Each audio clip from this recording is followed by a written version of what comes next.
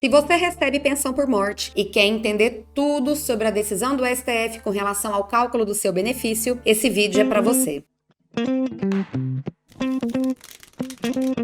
Olá, eu sou Fabrícia Oliveira, sou advogada atuante na área previdenciária há 12 anos e hoje nós vamos falar sobre o cálculo da pensão por morte e a decisão do STF com relação a esse assunto. Mas antes, eu quero te convidar para se inscrever aqui no nosso canal, curtir o nosso vídeo e ativar as notificações. Antes da reforma da Previdência, a pensão por morte correspondia a 100% do valor da aposentadoria do falecido na data do óbito, ou a 100% do valor da aposentadoria por invalidez a que o segurado falecido teria direito na data do óbito. Então, por exemplo, o segurado que falecia e deixava, por exemplo, esposa e filha como dependente e recebia uma aposentadoria de R$3.000, esse valor era pago integralmente a ambas as dependentes. No caso, seria R$1.500 para a companheira e R$1.500 para a filha. Lembrando que no momento em que a filha deixasse de ser dependente pela maioridade, por exemplo,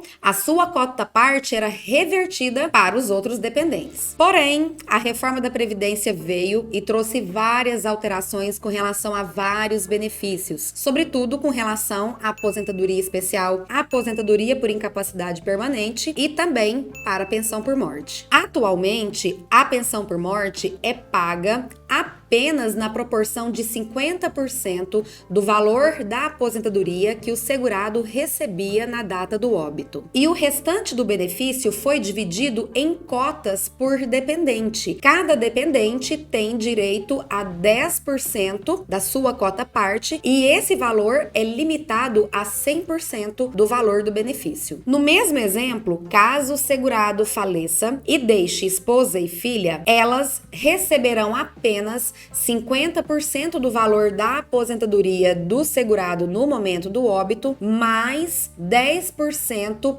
para cada uma, que é a cota-parte para cada dependente. Ou seja, nessa situação, elas não vão receber R$3.000, e sim R$2.100, que é 50%, R$1.500, mais 10% de cada uma. Ou seja, R$300 da mãe, R$300 da filha, R$1.500 mais 600, R$2.100. Lembrando também que no momento em que a filha adquirir a maioridade e deixar de ser dependente, a sua cota-parte não irá reverter para a dependente remanescente. Nessa situação, caso o valor do benefício para o dependente remanescente fique inferior a um salário mínimo, ele receberá aí um salário mínimo de benefício, que é o limite mínimo estabelecido para os benefícios da Previdência Social. Mas lembra que eu falei que a reforma da Previdência trouxe também mudanças para a aposentadoria por invalidez ou atual aposentadoria por incapacidade permanente? É que antes da reforma da Previdência, a aposentadoria por invalidez era calculada com base na média aritmética simples dos 80% maiores salários de contribuição vezes 100%. Só que a reforma estabeleceu uma divisão com relação à incapacidade. Caso a incapacidade seja proveniente de um acidente do trabalho ou uma doença do trabalho, o cálculo será 100% de todos os salários de contribuição vezes a alíquota de 100%, ou seja, basicamente continua o mesmo cálculo, somente com relação aos salários de contribuição que atualmente são incluídos, todos eles não existe mais a exclusão dos 20% menores. Agora, se a incapacidade for proveniente de um acidente ou doença de qualquer natureza, o cálculo desse benefício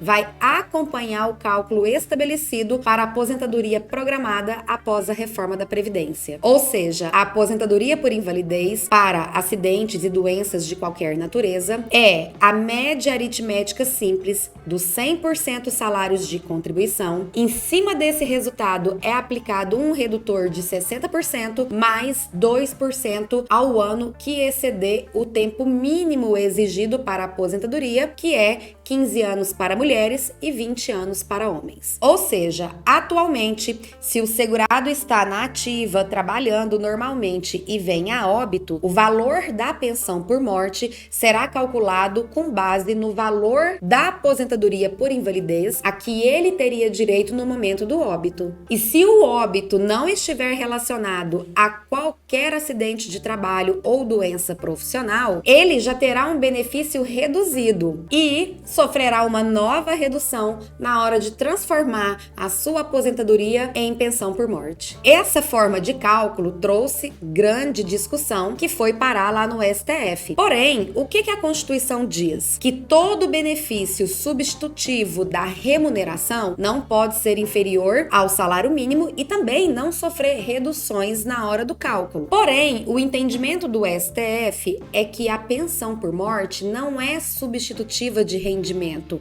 ela é apenas um amparo para aquela dependente que ficou ali de forma repentina sem o seu principal provedor, o que não impede que ela busque a sua própria remuneração. Então, dessa forma, o STF entendeu que a regra de cálculo da pensão por morte trazida pela reforma da Previdência é totalmente constitucional. Então, se você recebe pensão por morte e tinha dúvidas com relação a essa decisão do STF, saiba que essa forma de cálculo foi considerada constitucional. E se esse vídeo foi útil para você, compartilha, curte o vídeo, se inscreve aqui no nosso canal, deixe seus comentários aqui embaixo. Quem sabe eles não serão o tema dos nossos próximos vídeos. Então, até nosso próximo vídeo.